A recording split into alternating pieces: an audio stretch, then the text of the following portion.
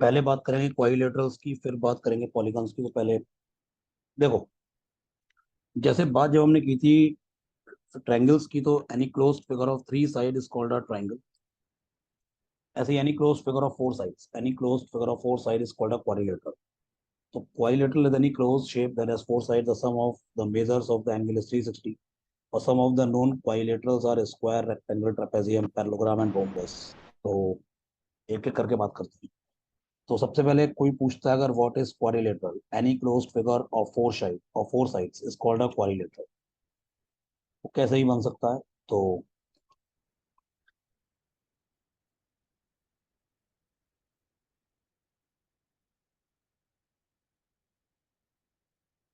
Let's suppose ये कोई quadrilateral है, ए बी सी डी।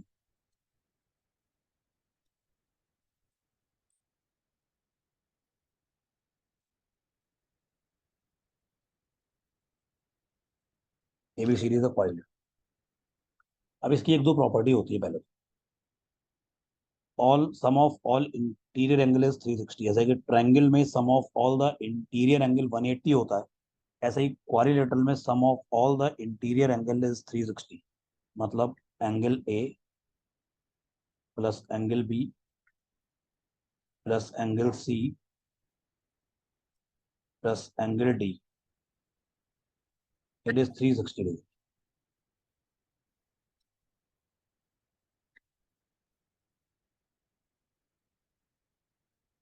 एक प्रॉपर्टी इसकी और होती है, ध्यान दो सब लोग सुनना। मेन क्वाड्रिलेटरल की एक प्रॉपर्टी और होती है। जैसे मान लो अगर ए बी सी डी अगर कोई क्वाड्रिलेटरल है, ई एफ जी एच।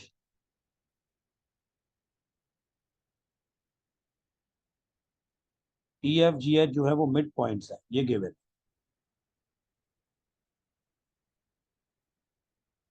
ई एफ जी एच क्या है? मिड पॉइंट्स है। किसके मिड पॉइंट्स है? साइड्स के।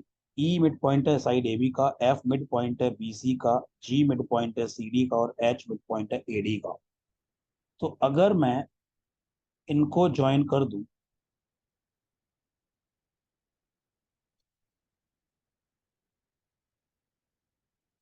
तो ये जो एक और बन गया quadrilateral by joining the mid points of the side, जैसे कि ई एफ जी एच। ई एफ जी एच भी एक बन गया quadrilateral.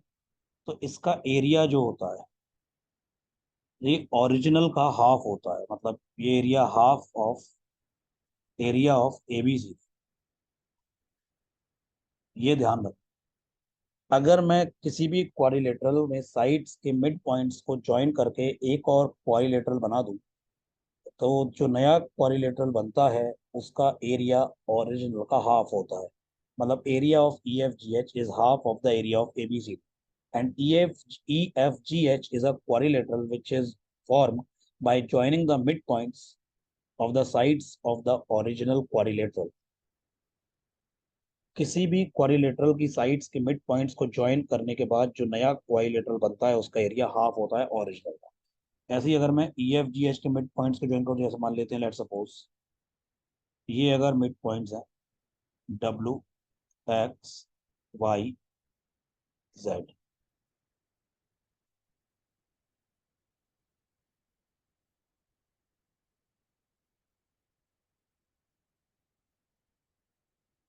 W X Y Z ये भी मिड पॉइंट्स के बने। तो मैं ये बोल सकता हूँ कि area W X Y Z,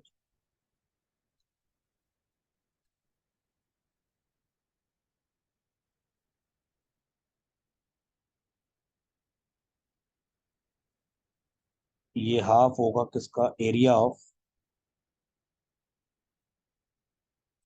ई एफ जी एच का।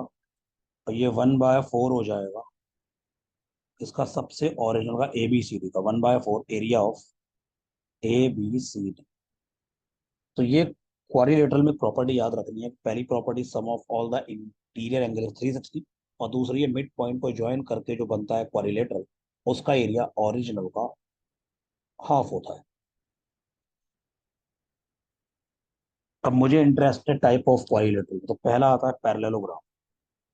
साफ साफ मेंशन है सामने। अब parallelogram is a quadrilateral in which opposite sides are equal and parallel. Opposite sides are equal and parallel, ऐसा क्वाड्रिलेटर जिसमें ऑपोजिट साइड इक्वल होती है, पैरेलल होती है। तो इसमें जो फिगर बना हुआ है,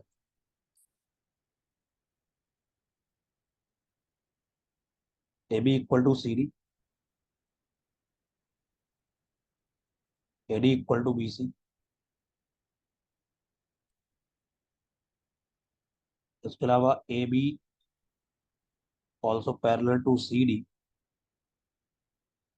ए D parallel to B C.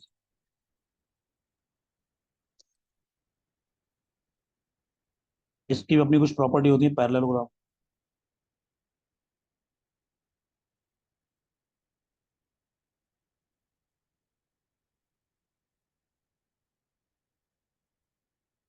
Opposite angles are equal, angle A is equal to angle C, angle D.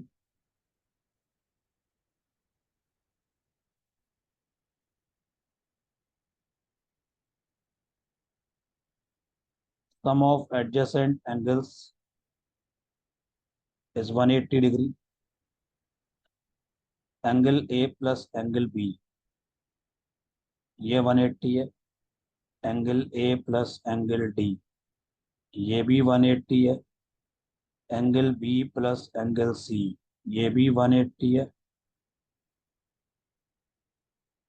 ऐसे ही angle C plus angle D ये भी 180 होगा।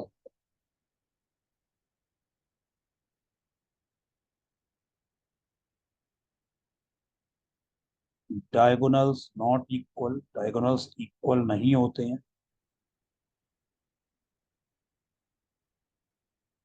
लेकिन diagonals bisect each other.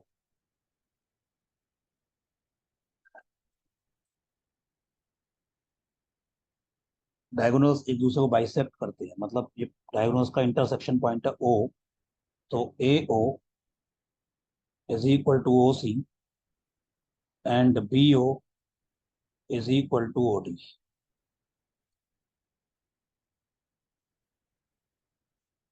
A O is equal to O C and B O equal to, diagonal एक दूसरे को bisect करते हैं।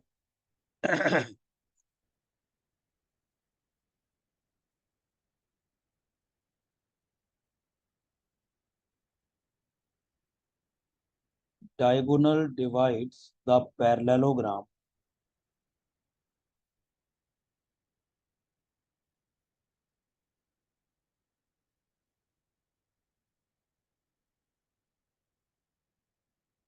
into equal areas।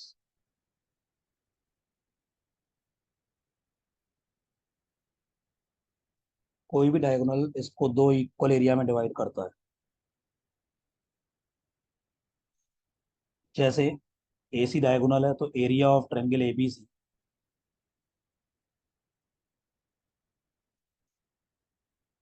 Is equal to area of triangle A D सी।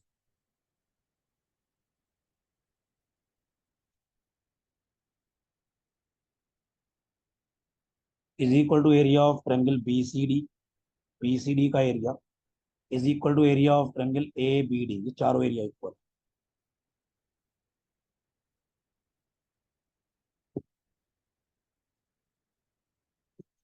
एक दो प्रॉपर्टी होती है पैरेललोग्राम की, जैसे कि ये पैरेललोग्राम तो कोई भी सीधे दिख रहा है, parallelogram A B C D, इसका एरिया बेस इनटू हाइट, तो बेस अगर एडी है, बेस को एडी, तो हाइट मतलब distance between two parallel line, that is BE is height, BE is, तो एरिया हो जाएगा इसका, एरिया हो जाएगा AD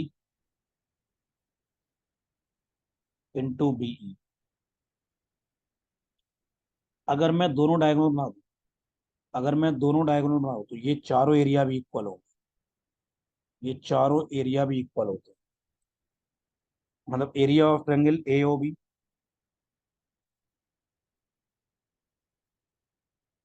is equal to area of triangle B O C is equal to area of triangle C O D, it is area of triangle A O D. ये property भी होती है।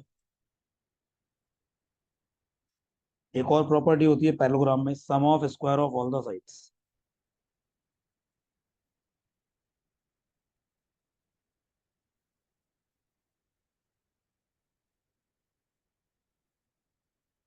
Is sum of square of the diagonals.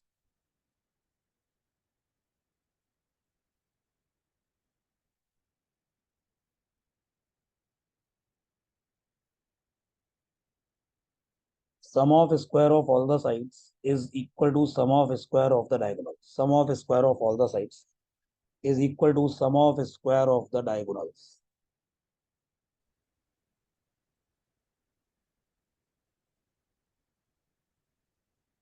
अब rhombus, if all the sides of a parallelogram are equal, then this parallelogram is called a rhombus. ये rhombus है। तो rhombus भी एक parallelogram है। तो सारे rhombus तो parallelogram होंगे, सारे rhombus तो parallelogram होंगे, लेकिन सारे parallelogram जरूरी नहीं rhombus हो। तो इसमें एक दो प्रॉपर्टी होती है, चारों साइड इक्वल है। diagonals bisect each other at 90।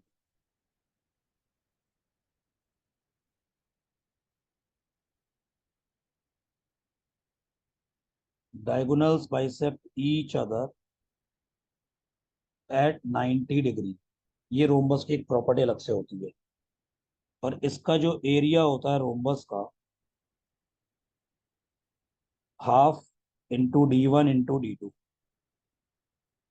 Half into D1 into D2, half into first diagonal into second diagonal. बाकी सारी प्रॉपर्टी पैलोग्राम वाली चलेंगी, बस डायगोनल्स 90 में बाइसेक्ट करते, ये होता है चारों साइड इक्वल होती है। रेक्टेंगल एक ऐसा पैलोग्राम होता है with all its angle equal to right angle. Interior angle ये 90 डिग्री है, ये 90, ये 90 और ये 90। अगर पैरेललोग्राम में ऐसा हो तो रोम तो ये रेक्टेंगल बनता है। इसकी एक दो प्रॉपर्टी अलग है, इसमें डायगोनल्स इक्वल होते हैं।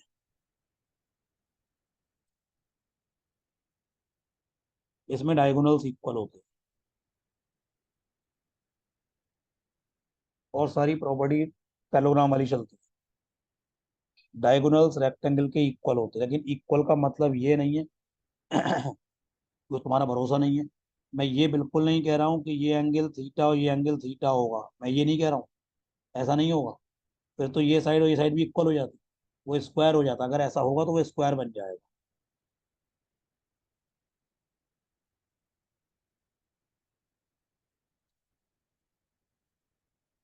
सब लोगों को क्लियर है? तो ये रोम जो ये मतलब पैरेललोग्राम के ही पार्ट चल रहा है। मतलब सारे रोम्बस पैरेललोग्राम है लेकिन सारे पैरेललोग्राम रोम्बस नहीं है। सारे रेक्टेंगल पैरेललोग्राम है लेकिन सारे पैरेललोग्राम रेक्टेंगल नहीं है। स्क्वायर एक बहुत ही क्यूट सा फिगर होता है, उसके बारे में क्या ही बताऊं। इसमें चारों साइड इक्वल होती हैं।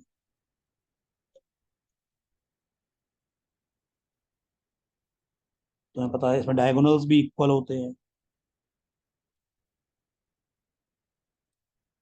डायगोनल बाइसेक्ट भी करते हैं और 90 और बाइसेक्ट करते हैं। ये 90 है, ये 90 है, ये 45 होगा, ये 45 होगा। स्क्वायर में तो कुछ भी कर सकते हैं। स्क्वायर एक बहुत ही क्यूट सा फिगर है। तो स्क्वायर भी पैरेललोग्राम का पार्ट है। इसमें तुम कुछ भी कर सकते हो। मतलब ये बहुत ही सिंपल सा एक फिगर है, बहुत अच्छा सा।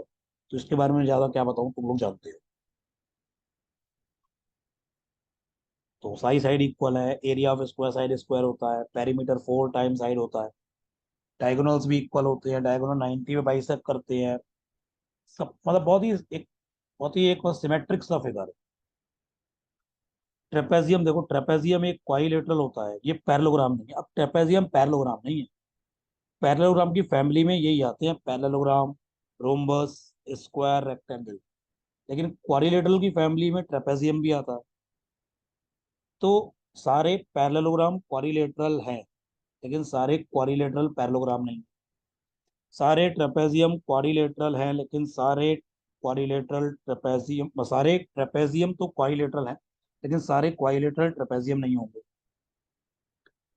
मतलब ये क्वाड्रिलेटरल की फैमिली बड़ी है। उसमें एक पार्ट हो गया पैरेललोग्राम और उसकी फैमिली, और दूसरा पार्ट हो गया ट्रेपेजियम। ट्रेपेजियम एक ऐसा क्वाड्रिलेटरल होता है जिसमें टू साइड पैरेलल होती हैं, दो साइड पैरेलल होती है। ये फिगर बना हुआ है। तो A D parallel BC,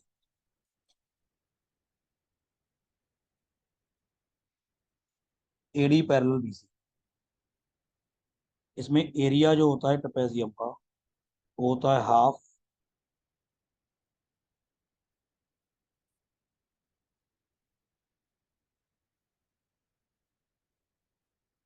some of parallel sides into height. Height मतलब distance between parallel sides.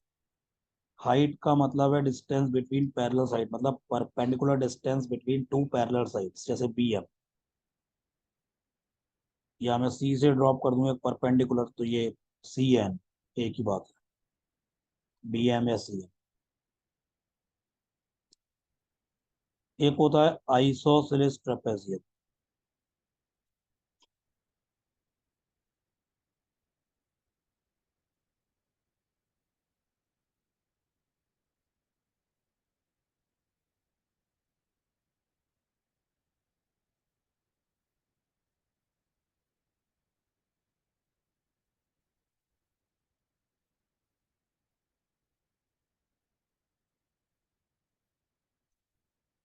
If non parallel sides are equal,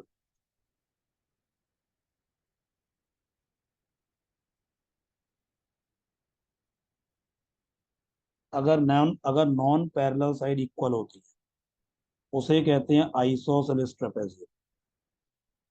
मतलब AD is equal to B C, इसे कहते हैं आइसोसेलेस ट्रेपेजियम। इसमें एक दो प्रॉपर्टी एक्स्ट्रा होती है, इसमें ये एंगल थीटा, तो ये भी एंगल थीटा होता है। जैसे कि आइसोसेलेस ट्रायंगल में जो होता है, जो भी दो साइड इक्वल होती है उनके अपोजिट एंगल भी इक्वल होते हैं। तो ऐसे ही अगर ये वाला एंगल 180 माइनस थीटा हो गया, क्योंकि एडी ट्रांसवर्सल हो जाएगी, ए बी और सी डी पैरेलल है, तो ये भी एंगल 180 माइनस थीटा होगा। बस मतलब आइसोसेलेस ट्रेपेजियम में नॉन पैरेलल साइड इक्वल होती हैं और कुछ भी डिफरेंस नहीं है।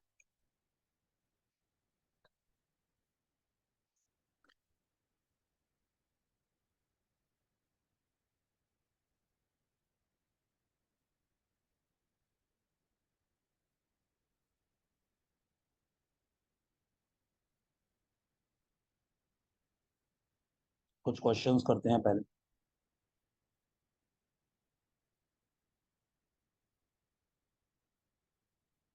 जब बाद में देखेंगे पॉलीगॉन्स के बाद में करेंगे। दो क्वेश्चन बोर्ड पे लिखे हैं, करो, टेक योर टाइम। सब लोग देखो करते हैं, correct answer D and B देखो। एक क्वाड्रिलेटरल एबीसी, उसके एंगल्स किस रेशियो में 2:3 6:7?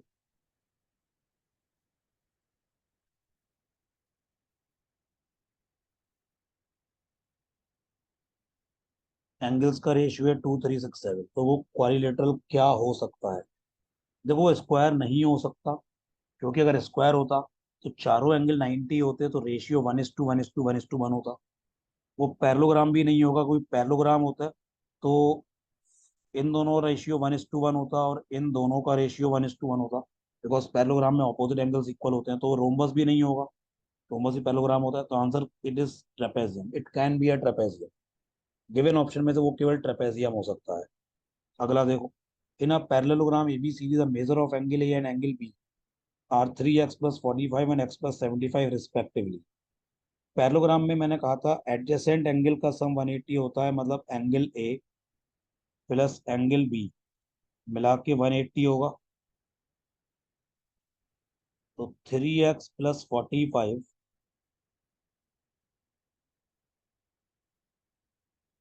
प्लस x + 75 मिला के 180, ये हो गया 4x 45 + 75 120। यहाँ से x की वैल्यू 15 हो गई। x के 15 आते ही एंगल ए जो है ये 90 हो गया, एंगल बी ये भी 90 हो गया, तो एंगल सी भी 90 होगा, बिकॉज बी प्लस सी 180 होगा और सी प्लस डी 180, तो एंगल डी भी 90 होगा।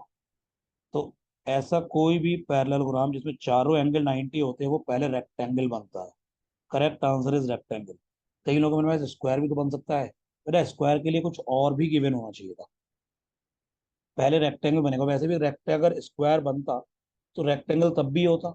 सारे स्क्वायर तो रेक्टेंगल हैं, लेकिन सारे रेक्टेंगल स्क्वायर नहीं है। अगर स्क्वायर भी होता तो रेक्टेंगल तब भी होता, तो सारे रेक्टेंगल स्क्वायर नहीं है, लेकिन सारे स्क्वायर तो रेक्टेंगल वैसे भी हैं। मतलब स्क्वायर एक ऐसा रेक्टेंगल होता है जिसमें लेंथ और विड्थ दोनों इक्वल होते हैं। अगर लेंथ और विड्थ दोनों इक्वल हो जाती है तो वो स्क्वायर का नाम बस उसको दे देते हैं। तो सारे स्क्वायर तो रेक्टेंगल हैं with length equal to width, लेकिन सारे रेक्टेंगल स्क्वायर नहीं। तो अगर किसी पैराग्राम में चारों एंगल 90 है तो पहले वो रेक्टेंगल बनेगा, ये ध्यान रखना। Correct answer is rectangle. ये क्वेश्चन करो सब लोग।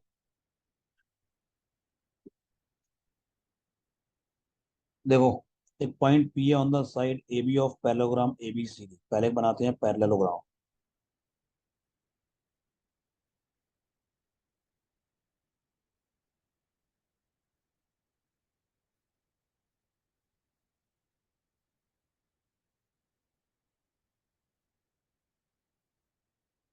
ये एक पैरेललोग्राम है ए बी सी डी।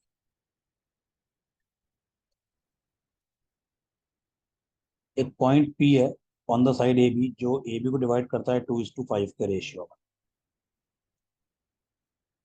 ये अगर 2 तो ये 5, कुछ भी हो सकता है, ये 4 तो ये 10, 2:5 का रेशियो।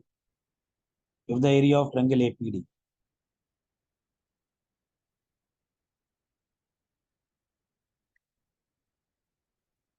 ये एरिया है 20।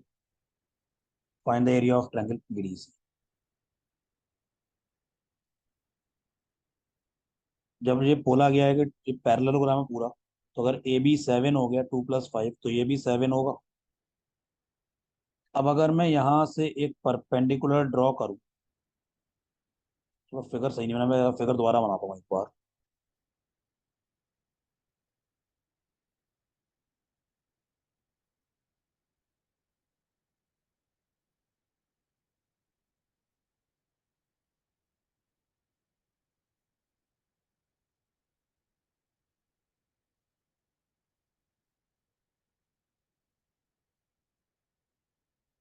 तो मैं यहाँ से एक परपेंडिकुलर ड्रॉ करूँ और यहाँ से एक परपेंडिकुलर ड्रॉ करूँ, तो ये दोनों परपेंडिकुलर इक्वल होंगे।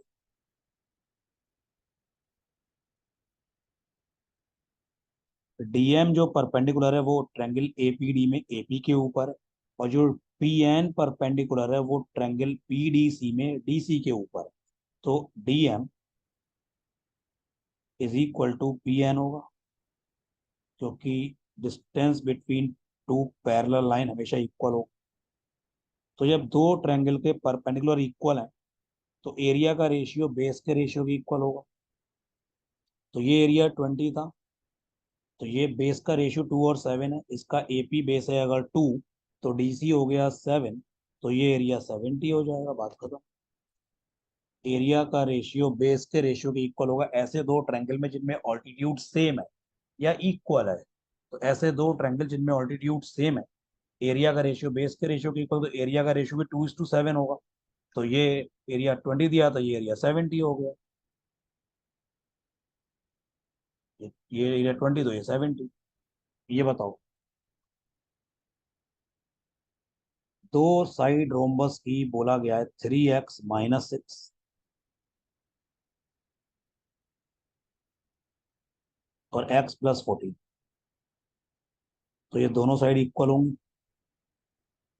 यहां से x की वैल्यू कितनी आ गई? 2x = 20। x आ गया 10,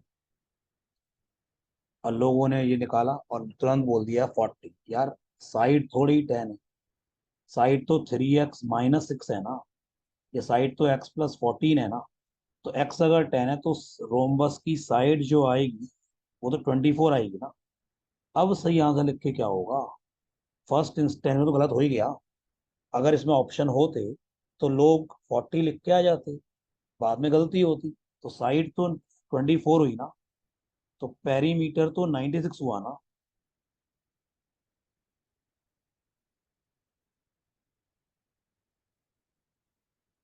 पेरीमीटर बताना है A B C D E का। पहली बात तो मैं कह सकता हूँ यहाँ से ए बी और सी डी पैरेलल होंगे, इसलिए नहीं कि वो पैरेलल दिख रहे हैं, इसलिए कोई ये एंगल 90 है और ये एंगल 90 है, तो ये sum of interior angle on the same side of transversal is 90, वो तभी होता है ये लाइन पैरेलल होती है। तो ये लेंथ भी 12 हो जाएगी।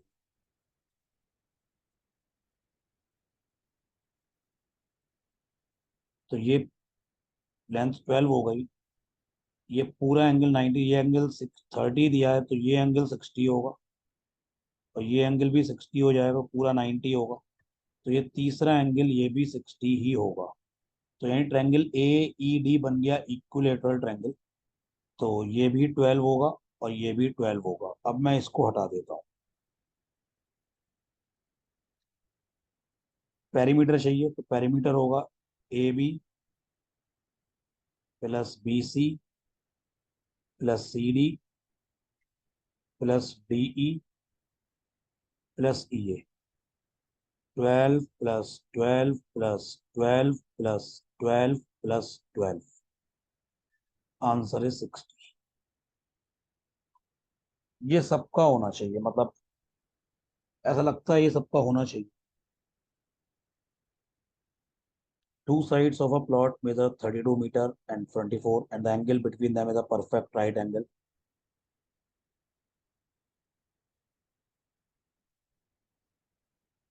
Other two sides are 25 each, and other three angles. And what is the area of the plot? नाम दे देते हैं ए बी सी डी। पहले मैं area of triangle A B C निकालूंगा।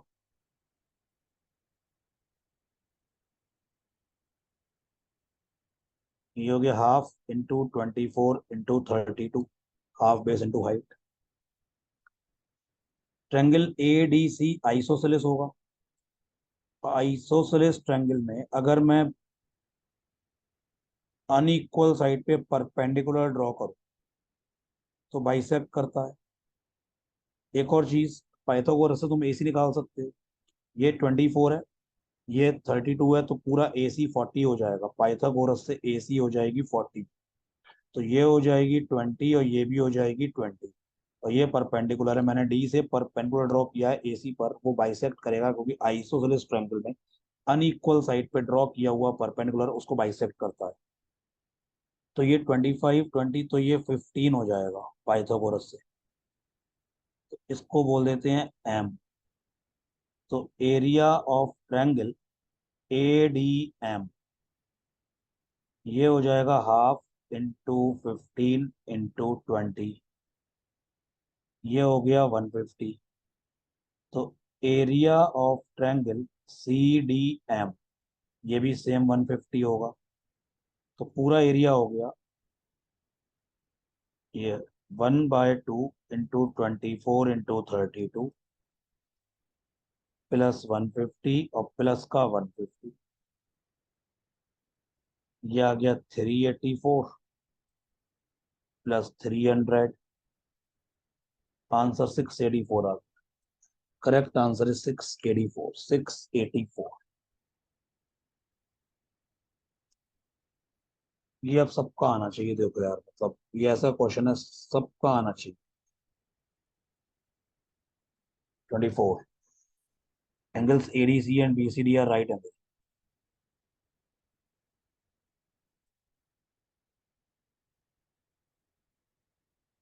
ए बी 13 है,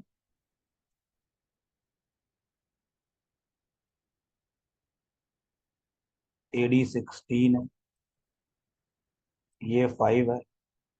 पेरीमीटर चाहिए, मैं यहाँ से एक परपेंडिकुलर ड्रॉ कर लेता हूँ, ये भी 5 होगा। ये 13, ये 5, तो यहाँ तक ये 12 हो जाएगा, तो ये 4 हो जाएगा, ये भी 4 हो जाएगा। तो पेरीमीटर क्या आएगा, A B plus B C plus C D plus D A. 13 plus 4 17 plus 5 22 plus 16, 17 plus 5 is 22. 22 plus 16 is 38. Correct answer is 38. तो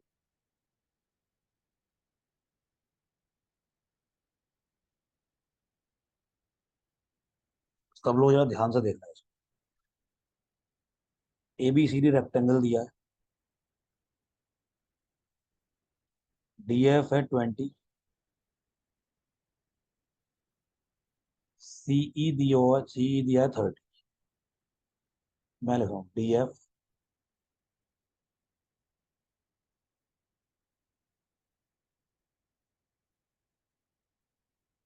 एरिया बताना है किसका.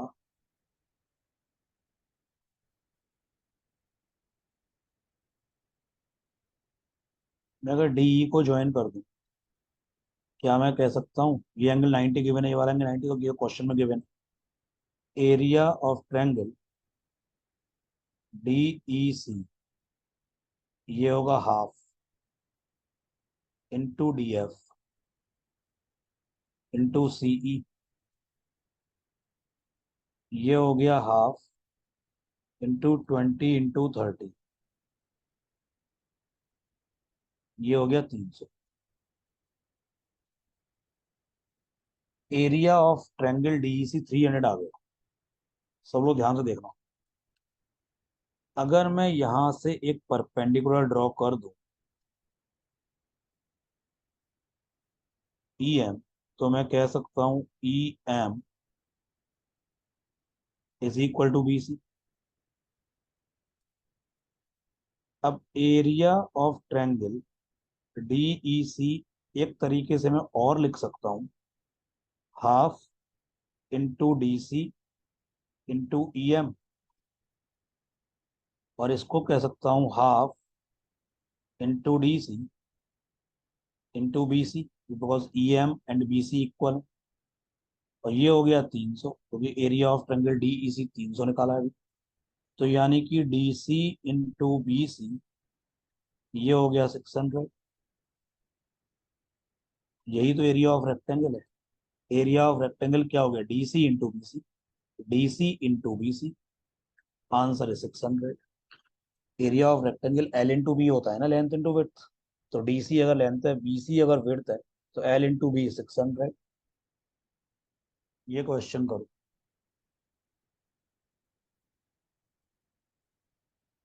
ये क्वार्टर सर्कल है, सेंटर है सी. सेंटर सी का मतलब है जो ए सी होगी वो रेडियस हो जाएगी उस सर्कल की जिसका सेंटर सी है. अगर सर्कल मैं पूरा कर दूं ऐसे इस तरह से, सेंटर सी है, तो रेडियस है 10, तो ये हो गया पूरा 10. तो बी सी ये भी 10 हो.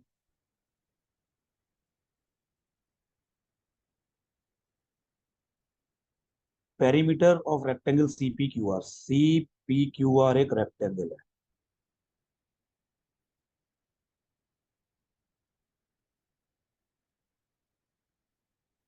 इसका पेरीमीटर है 26. तो अगर इसको मैं एल बोल दूं, इसको मैं बी बोल दूं, तो 2 टाइम्स एल प्लस बी, ये हो गया 26. तो एल प्लस बी की वैल्यू हो गई है 13.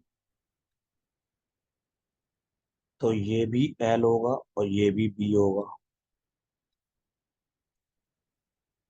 सब लोग ध्यान से सुनना यार. अगर मैं क्यू सी ज्वाइन करूं, तो क्यू सी रेडियस हो जाएगी 10, क्योंकि सर्कल से, आर्क से कोई भी पॉइंट सेंटर तक वो रेडियस होता है. तो क्यू सी 10, तो पी आर ये भी 10 होगा, क्योंकि Q C equal to P R, because दोनों ही डायगोनल रेक्टेंगल.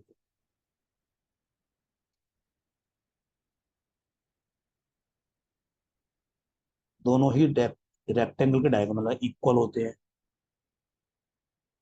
तो मेरे को चाहिए perimeter of A P R B Q A.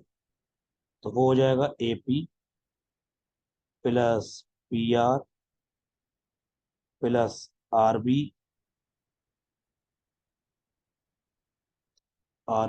Plus B Q A जो लेंथ ऑफ आर्क होगा, plus B Q A length of arc जो है. तो देखो, देखो इसको मैं ऐसे लिख सकता हूँ, AP plus RB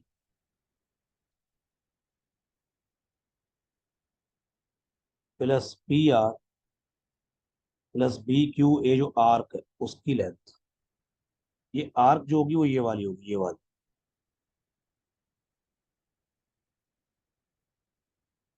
length of arc सब लोग जानते हैं, θ/360 × 2πr होता है। तो AP प्लस RB जो है, AP प्लस RB इसको ऐसे लिख सकते हैं, पूरा AC plus BC minus PC plus RC, ये पूरा हो गया इतना, AP प्लस RB। और PR दिया हुआ है कितना, 10, और ये हो गया 90/360 × 2π, और R दिया हुआ है 10। AC प्लस BC कितना हो गया है, 10 + 10 that is 20, minus PC plus RC हो गया L+B दैट इज कितना हो गया, 13। 10 + 1/4 × 2π × 10, मतलब ये हो गया 5π। तो ये कितना हो गया, 7 + 10 17 plus 5π। Correct answer is 17 + 5π। Correct answer is 17 + 5π।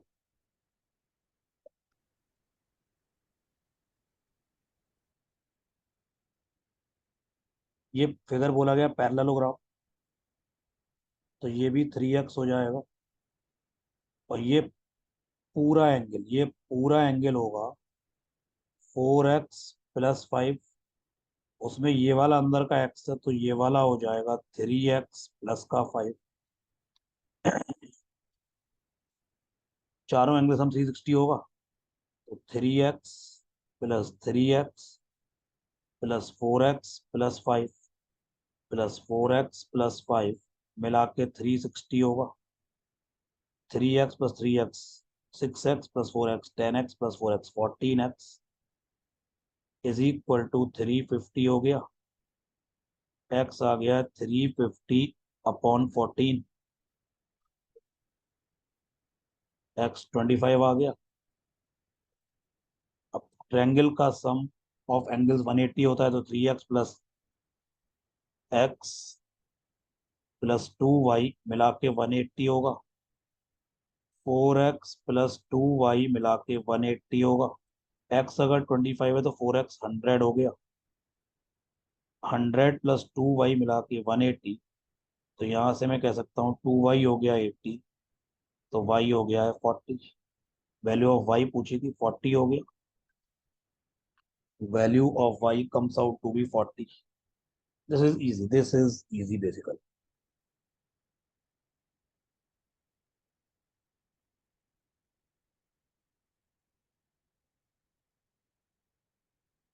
इसका स्क्रीनशॉट लो जरा, इसका जल्दी से स्क्रीनशॉट लो इस वाले क्वेश्चन का।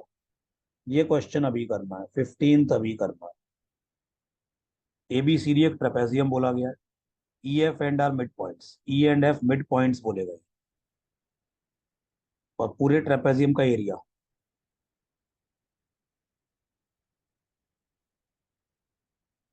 54 है। BC जो है वो डबल है AD का, BC is twice of AD। देखो ध्यान से सुनना जरा, मैं इसको जरा ज्वाइन कर देता हूँ ऐसे ही। अब तुमको ट्रायंगल दिख रहा है ABF ट्रायंगल में E मिड पॉइंट है। जब E मिड पॉइंट है तो लाइन EF मीडियन होगी।